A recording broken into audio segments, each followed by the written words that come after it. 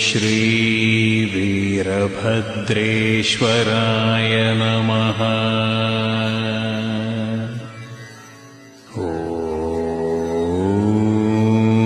श्री वीरभद्रेश्वराय नमः।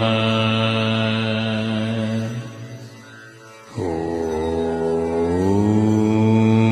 श्री वीरभद्रेश्वराय नमः। ॐ श्री वीरभद्रेश्वराय नमः।